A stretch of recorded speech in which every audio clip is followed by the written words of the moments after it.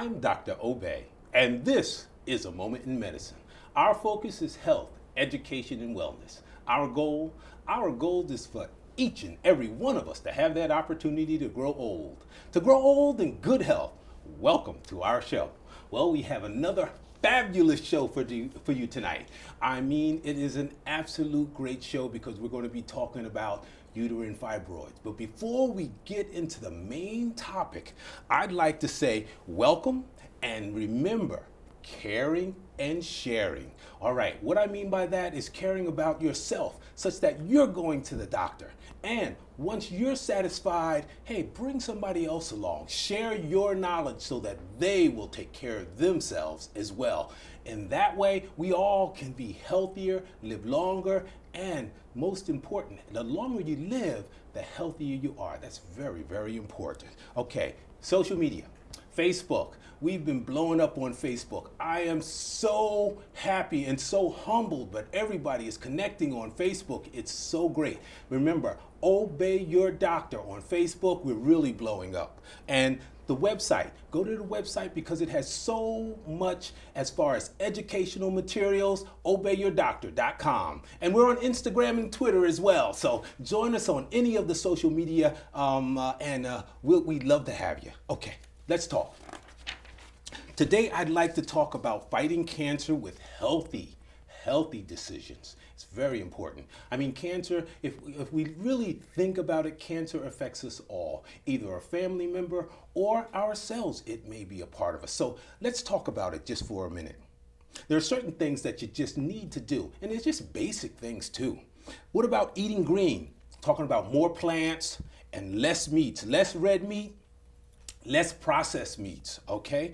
And you know, all of these, in decreasing our processed and our red meats decreases colon cancer. Very important.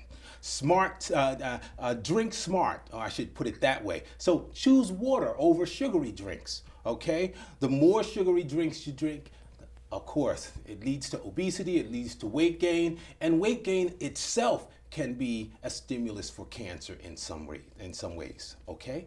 Measure your portions, alrighty? It's all called portions and choices. If you measure your portions and keep your portions under control with good choices, then you got good, healthy meals, alrighty. So we're talking about maintaining a good body weight. Let's stay away from being overweight. Definitely try to stay away from being obese, okay? Get moving. All right, focus on having fun. So if you like to walk or if you like to bike ride or whatever you like to do, like to jog, do that and try to do it on a daily basis if possible or every other day. But when you do it, try to do it at least 30 minutes a day. So like 4 times a week, 30 minutes a day, great regimen, okay? Fortify the fight, okay. So as far as diagnosing cancer, you know, you need to go to your doctor. If you think anything's wrong, if you think there's a pain that shouldn't be there or that won't go away, or you're more short of breath, or you're coughing, or especially if you see blood, you're coughing blood, or if you see blood per rectum, definitely see your doctor, okay? Those are my healthy decisions to help fight cancer. Okay, let's talk about our show, our topic tonight. It's called Uterine Fibroid, and our guest tonight is Dr. Yvonne Wright Cadet, and she is an OBGYN specialist. Dr. Cadet, welcome to our show. Thank you. Great to be here. All right. Well, get you back. I mean, you've been here before, and every time you come, I just learn so much. So I'm so happy that you took time from your busy practice to come and talk about uterine fibroids. Thank you. All right. So I'm going to start with my usual question, and let me get this stethoscope together because I'm all discombobulated here. What is a uterine fibroid? Tell us about it a little bit. Okay. A uterine fibroid, well, uterus is the womb. So women, some women call it the uterus, some women call it the womb. But the uterus has muscles. It's made out of muscle, and the muscle in the wall, for some reason, and we'll talk about that a little later, the muscle starts to overgrow into what is a small tumor or a large tumor. Right. So, all right, let's step back because you just hit me with a word that's kind of scared me there when you said tumor. Yes. Tell me, does that mean that it's cancer if you say it's a tumor? No, actually, a tumor is just a growth that shouldn't be there. Okay. So a tumor can be a benign tumor, that means not cancer, or it can be malignant or cancer. Right. So fortunately, fibroids, 99% of the time, are not cancer. All right, all right. So we don't have, well, all right. I'm not saying we don't have to worry, but it's something that if we take out, most likely it's going to be gone. That's correct. All right, excellent, excellent. Now, where are they located? I mean, the uterus is located. I know most people know where it's located, but tell me about the pelvic position and all of that kind of stuff. The uterus is located, is it on the side or in the center, or where is it located in the pelvis? Well, the uterus is located right in the center of a woman's pelvis. Okay. So if you are being examined by a doctor, they usually will feel the uterus right in the center of your body by either doing a digital exam or by doing an abdominal exam. Okay. So the uterus is right in the center, and then it has the ovaries and tubes off to the side of the uterus. Okay, and I'm pretty sure most of us know that you have two ovaries and tubes. The tubes and the ovaries. Yes, go a out. normal uterus. There's only one uterus in a normal woman, and two ovaries, two tubes. Okay, all righty. Now, tell me about as far as blacks as opposed to whites, or African Americans as opposed to whites, and the incidence or the chance of developing a fibroid tumor. Yeah, we really don't know the genetics behind it yet, but it just turns out that African American women of black origin, have probably 30 to 40% of black women have fibroids of some size. Right. If you compare women of other races, white women, white women have a small percentage of fibroids, maybe 10 to 15%. Right. Then under that is Hispanics, and Asian women have very little in the way of problems with fibroids. So, and it just turns out that actually I've taken care of a number of women from Africa, African women, and they have even bigger and more difficult fibroids to manage. So it must be something in our genes from way back. What age do you think that, or do you mostly see these problems with the fibroids? Fibroids can only develop in women who have periods. So we never see them before a girl has her periods. Okay. They take a while to grow. They're very slow-growing tumors. So we usually don't see them as a problem until women get into their 20s or 30s. Women sometimes have small fibroids, and they're not even aware of them, because sometimes they don't cause any symptoms at all. But we tend to have to start dealing with fibroids in the 25s to 45 age range. That's when they become problems for women. Okay, all right then. Where are they located mostly? I mean, fibroids, can they be all over the uterus, or is it just in one specific spot? Or tell me about it. Sure. So I brought a little bit of a visual aid. This is actually a uterus. Okay. This is a normal uterus, actually. There. Oh, there we go. There we go. And if you look at this uterus, it's cut. This is just a picture, not the real thing. So it's cut open. So it's like we took a little slice out of a cantaloupe. And you can see in the cavity, if a woman was pregnant, this is where the baby would be. And this smooth area here is the normal wall of the uterus. These are the tubes on either side, and this is the ovary. So in a normal situation, the ovary, the egg comes from the ovary, comes down, gets fertilized, and implants here. So it should be a nice smooth cavity for the baby to grow in. Oh, okay. So this is normal. Now, I brought a picture of what's not normal. All right. This uterus here has a lot of things going on. And it's now cut straight in half. So think of a cantaloupe with a cavity. The uterus shape is like a pear, which is normal, and in here would be a baby. And these growths here are different fibroids, and they can be in many different positions. The most common one, or one that we see a lot, is the one that's right in the wall. And you see this one is about the size of a dime. Not very big, and if a woman had this fibroid by itself, she probably wouldn't even know it. And neither would I, because it doesn't make the uterus get big. It could be one on the outside of the uterus. These can get very big. They can even be hanging off, like an ornament on a tree. So that's one possibility. And the other is a fibroid sticking inside the cavity. So this is where a woman gets her menstrual flow, and this fibroid is right in that same area. And then you can have one down in the cervix too. But these are the ones that we deal with most of the time. Oh, interesting. Now, if it's inside the cavity, does it make your menstrual flow heavier? Exactly. That's when women have what we call submucosal fibroids. That's a technical term for it, but it's a fibroid that's in the cavity. So instead of her developing menstrual blood only from here, this fibroid makes big blood vessels grow, and now even more menstrual flow happens. So, and a couple of things happens with that. One, a woman's period can get too long. So instead of 3 to 7 days, it can go to 10 days. That's one problem. Second problem is that instead of having just a moderate amount of blood where you change your pad every few hours, sometimes women bleed right through their pads, right through their tampons, and into their clothes. So that is very frustrating. And sometimes that blood comes out as clots. Any clot that has to pass through the cervix feels like a baby's coming out. Oh, goodness. Pain. So they can be painful. And then the final thing is when you lose that much blood, you can get anemic and weak and tired. Right. So that's low blood. A low blood count. You lose enough blood that your blood count comes down. Exactly. Oh, goodness. All righty. Okay. Well, thank you. Let's look at it this way. And you talked about some symptoms there, but what about the other symptoms? Things like pain and the bleeding and the anemia. Is that always with fibroids, or can you have fibroids and not have those symptoms? You can have huge fibroids and no symptoms at all. Okay. I examine women on a regular basis, and I examine them and I feel a lump where the uterus should be. Sometimes it feels like they're 3 months pregnant, 4 months, 5 months, and they say, I didn't even know that was there. Right. And they only know because we find it. And that's one of the key reasons to see your doctor, because we can find things that you may not know are present. So that's one of the symptoms, none. So that's 0. Then you have women who has the worst extreme, where they have bleeding, pain, heavy periods, long periods, low blood count. Right. And those can happen with just a few small fibroids. So it's very interesting that fibroid symptoms are not related to the size. So the major symptoms, as you mentioned, pain, bleeding, and clotting. Right. Some women also start to have pain when they're not having their period.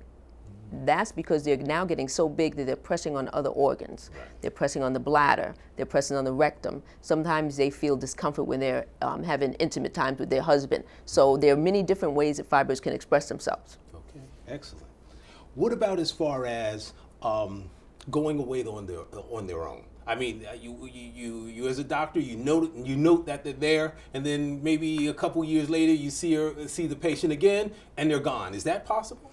Not in the reproductive years. Okay. Fibroids will stop growing when the woman's ovaries stop making estrogen. So when a woman goes into menopause around 50 to 55, right, the fibroids don't have any food. Ovaries produce estrogen, which is fibroid food. That's a very good way to look at it. Okay. So during the years where the ovaries make estrogen, the fibroids eat, and grow. So something in the estrogen causes that wall to develop one cell that starts to grow.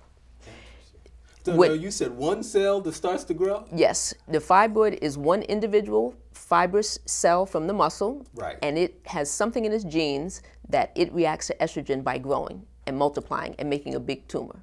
Interesting. So it starts as one little cell. Each fibroid is one individual cell. Interesting. And that's why and we don't know why that cell responds to estrogen in such an odd way, because the other cells don't necessarily. Yeah. So it's all these genetic things that are still being worked out in the lab, but one cell turns into a fibroid. Okay. I think you may have said this, but how fast do they grow fast, or is it slow growth? Every woman is a little different. Okay. I have some women who have small fibroids when they're pregnant. When the estrogen is really high in pregnancy, they grow. And for them, after the pregnancy, they shrink. So that's one of the answers to your other question. They can shrink after pregnancy because they grew with pregnancy, and they shrink when the estrogen goes back down. But for each individual woman, the only way I can tell how fast they're going to grow is based on them and doing their tests. So you test 1 year and you see how large the fibroids are. You test the next year to see if they're larger. Some women, they don't grow very rapidly, and for those women who don't have symptoms, no intervention. They don't need anything done. For women who they grow rapidly, or they're painful, or they cause a lot of symptoms, those are the women who may need some intervention done. I got you. Not necessarily surgery, but something to help their symptoms. Right, right. Now, you said something that's interesting. You said, now during pregnancy, I want to make sure I understand this. Estrogen is elevated during pregnancy? Yes. So, all right then. So, It's a high estrogen state. So even though the ovaries are not making eggs the way they used to, they're quiet in one sense, but there's still a lot of estrogen being produced by the ovaries. So those cells that responded to that estrogen, the normal level of estrogen, now they have a huge meal. And just like anyone eating too much getting obese, the fibroids love it and they start to increase in size. Okay, and you said the estrogen is made in the ovaries, not in the uterus. No, from the ovaries. Okay, all right. Genes. Yes. If mom and grandma had fibroids, will the children have fibroids? Most likely, especially in African American women. Okay. I mean, I've been practicing for a while now, and I've actually done hysterectomies on several women in the same family because the fibroids are a huge problem. I know 4 women in a family, 3 have fibroids. 1 escaped somehow. Yeah, and 3 women need intervention, and the other one just has a normal uterus. So it's definitely genetic. We don't know exactly, again, why, but it's definitely a familial component to it. Right. We haven't identified. It. Genetic association. Exactly. All right then. All right. Pregnancy and labor. All right. As far as carrying your baby during pregnancy, is there a problem with fibroids? Yeah, it really can be. First of all, it depends on the location. So if a baby is trying to implant and there's a big fibroid here, because the baby has to implant in the wall, so if there's a big fibroid blocking the implantation, or if the baby actually implants partially into the fibroid, that's a real risk for miscarriage early on. Okay. If the woman gets past that point, then she has a risk for early labor because the fibroids can irritate the wall of the uterus and makes it contract a little early, and she can go into preterm labor. Okay. One of the other problems is the location of the fibroid for the baby to come out. I don't have a picture of a pregnancy, but if a baby's head is here and it needs to come out of the birth canal, there's a big fibroid blocking, then sometimes the woman may need a cesarean section. Just to get the baby Just to get the baby out. So all those things affect the pregnancy. The other thing is that if you have a fibroid that is near the cervix or here, and it causes the baby to implant low, the placenta may be too low, and that can cause complications in the pregnancy. So yes, the fibroids can cause definitely a problem with pregnancy. The ones in the wall, early labor, and the ones inside can cause bleeding and cause a miscarriage. Okay, all right. What about the fibroids changing into cancer? I understand that you said it's not common, but it's a low percentage. It's like maybe 1% or less of all fibroids may develop into what we call sarcoma. And sarcoma is when a fibroid, instead of just growing and the cells multiplying normally, they multiply in a more aggressive way and can spread into the wall of the uterus and outside. So they can be a type of cancer. We can't always tell the difference, except a couple of things. One, the size. Fibroids that grow rapidly tend to be a higher risk for being a sarcoma. And fibroids that are huge to start with. Like if I find a fibroid that's already this big, and then we do evaluations, sometimes certain of our tests, like an MRI or a CAT scan, they can see the wall of the fibroid looks a little odd, and they may describe it as a sarcoma. One other thing that's important when we're looking at fibroids is that the fibroid usually has a capsule. And when it's defined by a capsule, it tends to be benign. When that capsule is gone, it means that something's happening with those cells that has gotten outside the capsule. That's more of a sign of cancer. Okay, so it's like an egg almost. Exactly. It has a shell around it. And long as it's inside that shell, we're good. It's usually benign. But if it gets outside that shell and it looks like it's peeking out and going other places, then it could be cancer. Yes. How large can they grow? Can they get, enormously large? Listen, when they first find fibroids on ultrasound, they describe them in millimeters. Little teeny. Teeny, like a less than an egg, like a quinoa bean or a barley bean. When I've seen fibroids the size of a 7-month pregnancy. I took out a fibroid, and after I took it out, I had to hold it like this. And it had so many lumpy fibroids on it. It had what we call the head. It looked like a head, like a baby. They can be very, very large. Some fibroids I've taken out that's 5-6 pounds. And of course, the little bean-like ones are, maybe half an ounce. So huge. So that people will know, what's the most common symptom that you see? Is it the bleeding or is it the pain? What's the most common one? The most common symptom that women complain of is bleeding. Really? Yes, bleeding. When a women, we deal with a lot of stuff. We used to dealing with pain. We used to dealing with cramps with our period. But when we start bleeding too much, that's usually the main concern. Right. And now I have some women on the other spectrum who have normal periods, but the fibroid is so big, they're thinking, why am I getting fat? And they'll come to the doctor for that reason. They say, I look like I'm pregnant. Okay. So bleeding, and I would think the second one would probably be the large size of the belly. Okay. When they get big. So tell me how they present to your office. Is that how they present? And those are some of the things that key you into that this may be happening to this particular female? The typical three things: pain, bleeding, I'm getting too big. All righty. Now, infections, is that a possibility? Because I blood is a perfect medium for bacteria sometimes. Is infection a problem sometimes? Not as much as you would think. Usually when women, pass blood, the cervix tends to close, and they don't tend to get uterine infections from fibroids. Okay. You can get some vaginal infection because bacteria in the vagina do grow. The uterine lining is usually without bacteria, and everything is leaving the uterus. So vaginal infections maybe, but not really uterine. Okay, all right then.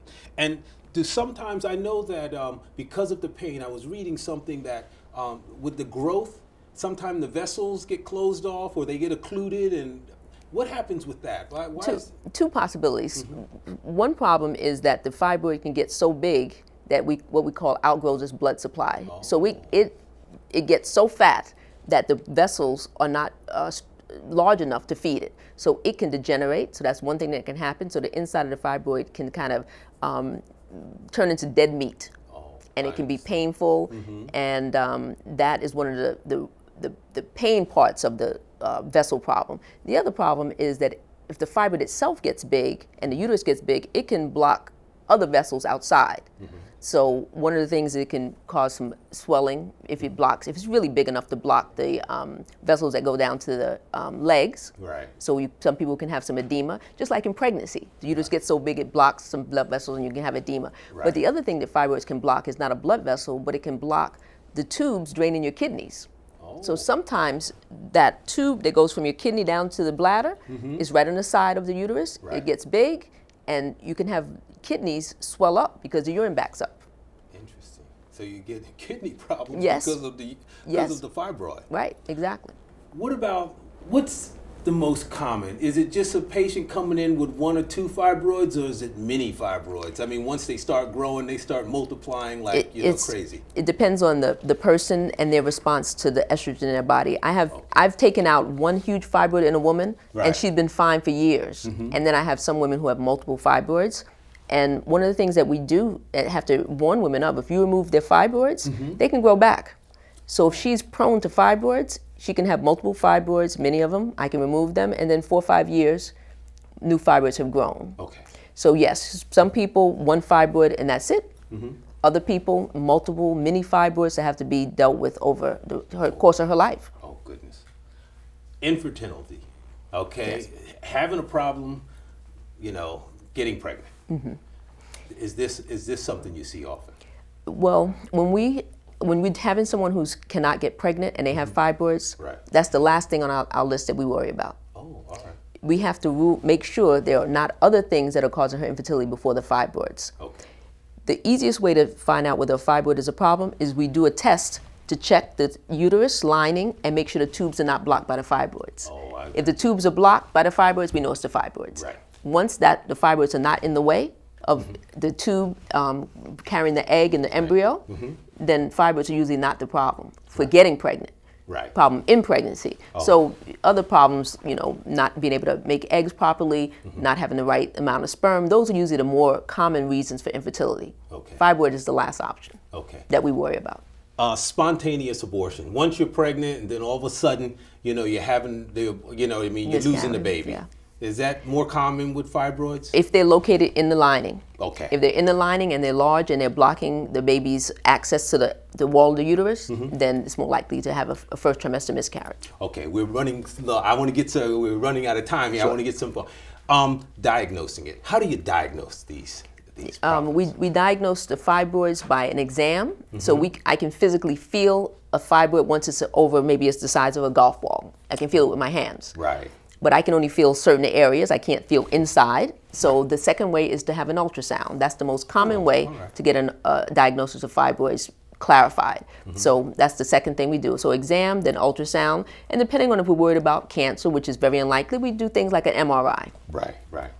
What about obesity and trying to figure out what's going on in the pelvic region? Is that a problem? Is a big problem. So if I can't feel the pelvic organs because of the belly, I order an ultrasound. Ultrasound is very, very accurate, and they can see through the fat tissue. They can see more clearly than what I can feel with my hands. Okay, all right then. Let me just ask a few more things. As far as treating a patient, at this particular point, you've diagnosed it, you know they have it, maybe they have one, they have two.